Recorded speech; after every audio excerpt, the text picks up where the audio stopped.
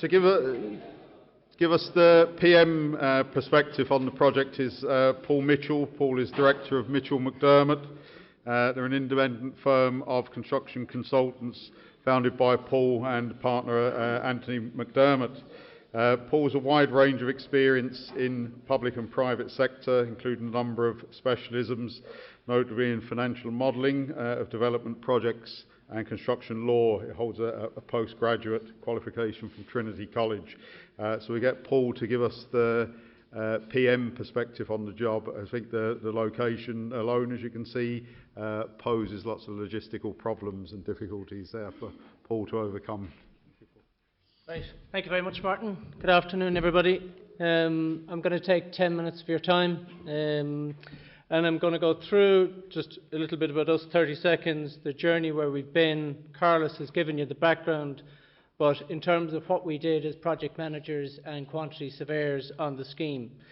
Mitchel McDermott set up 4 years ago, 45 people based in Dublin, doing a number of projects in Galway. We've just started on the Westwood student accommodation, 30 million scheme, 400 beds. We're doing Kent Station, which is about 4 times or 5 times the size of Bonham Dock. So there's some exciting stuff happening in Galway. In terms of, I suppose, we're across all sectors, whether it's student, hotel, offices, data centres, healthcare, and thankfully we're operating in an industry which is extremely positive at the moment. Clients, so the journey. So we started back in Q2 2016.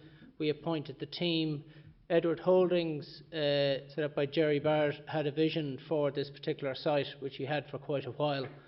And as you will know from other projects like the G Hotel, Ayr Square Shopping Centre, Scotch Hall, when Jerry sets out a vision, it's usually fairly demanding, and he doesn't shy away from it.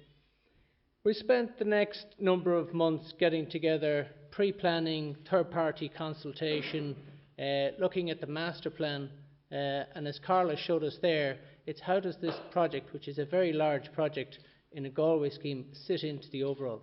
And how will it work in 10 years' time? How will it work in 20 years' time? So the master plan was critical. Sketch stage, feasibility. The biggest challenge with this project was how do you deliver grade A space in Galway at a similar specification to Dublin suburban projects for Galway rent? What is Galway rent? The actual figure for CBD vacancy in Galway is less than 2%. The product just doesn't exist. And therefore it's hard to start something like this when you don't have a benchmark.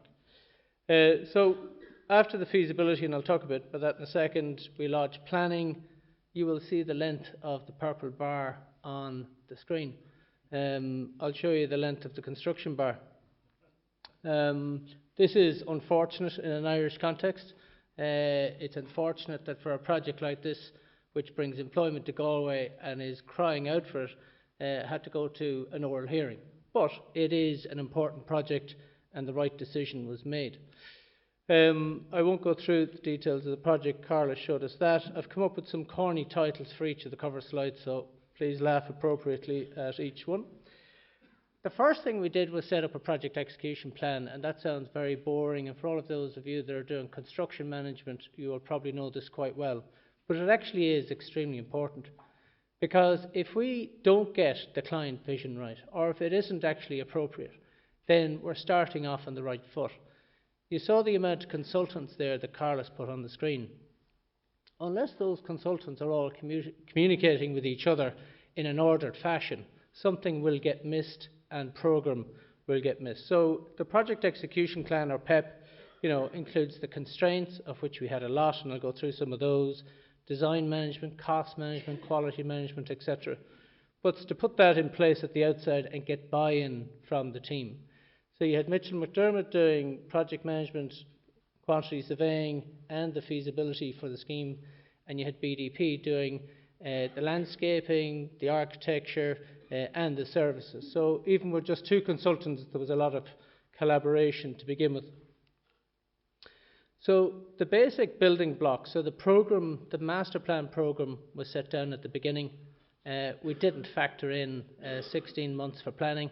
We factored in 10, and we had a 2-month risk item for planning, so we blew that first off. The risk register, we start from day one, and that is everybody in a room. What do we need to be worried about? What do we need to start working on now? With a site like this, excluding planning, there are lots of things that you need to focus on from day one.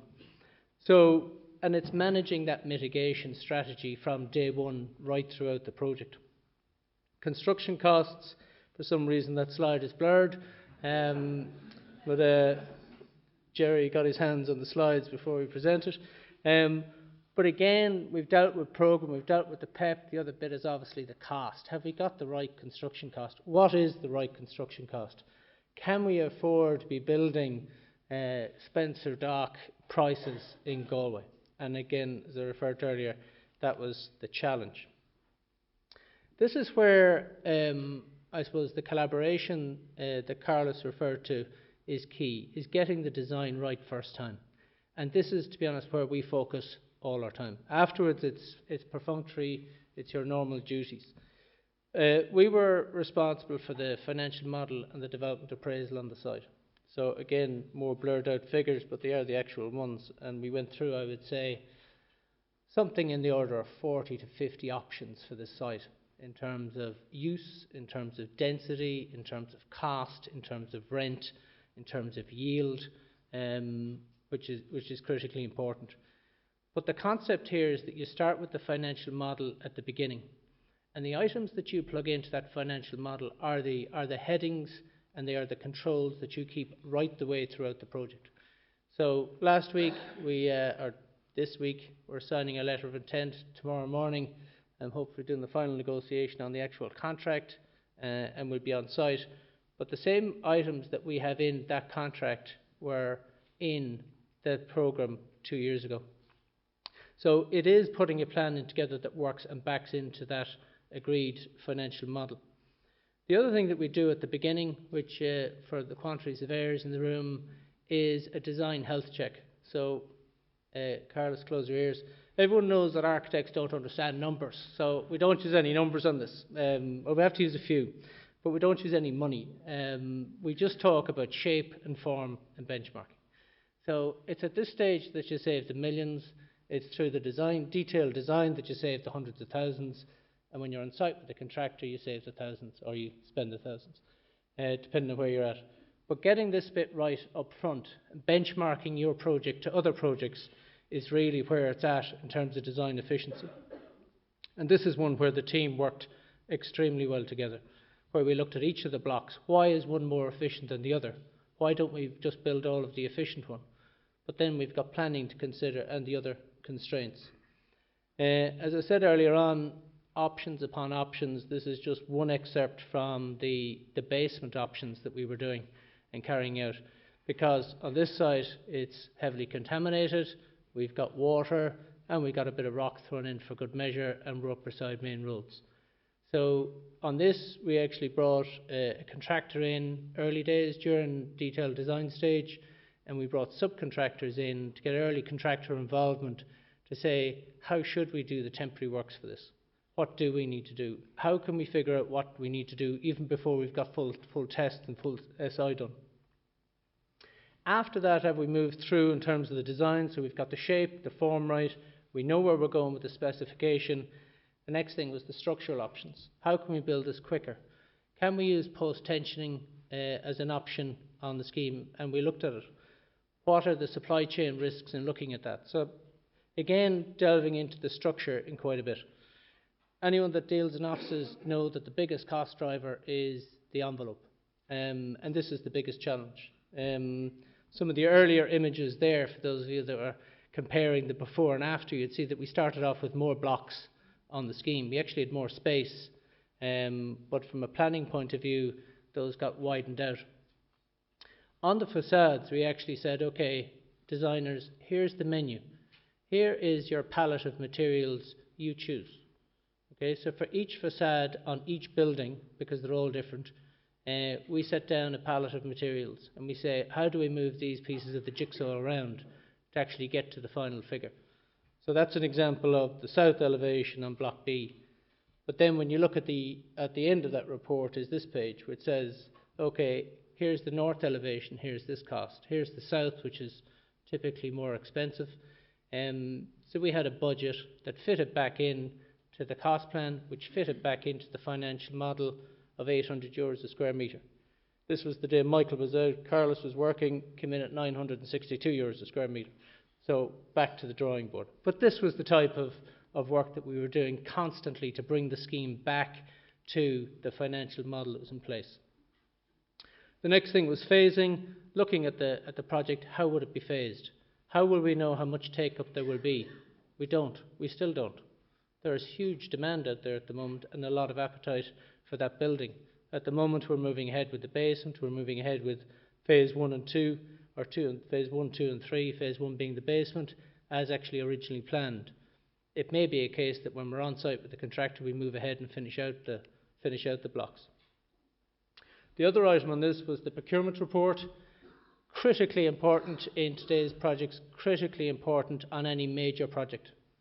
And to be honest, any project. We know that we have a strained supply chain. We know that we have seen some of the failures in terms of procurement approaches. This is something that we spend a lot of time on. On this project, we actually went down a negotiated route with early contractor involvement for various reasons. So, we're coming to the end. We then went through the negotiation period. So, we produced a pricing document, the contractor priced it. I think we set a record just before Christmas. We met in a hotel in Galway and our meeting started at 8 o'clock and 11 and a half hours later the contractor walked out and then our client came in.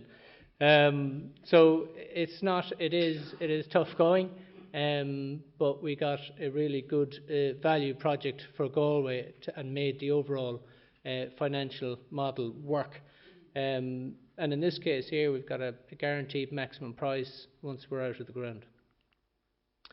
So today, this is where we're at. There's some hoarding up on site, and we'll be starting in earnest in the next few weeks to be complete by Q3 2020. Thanks very much.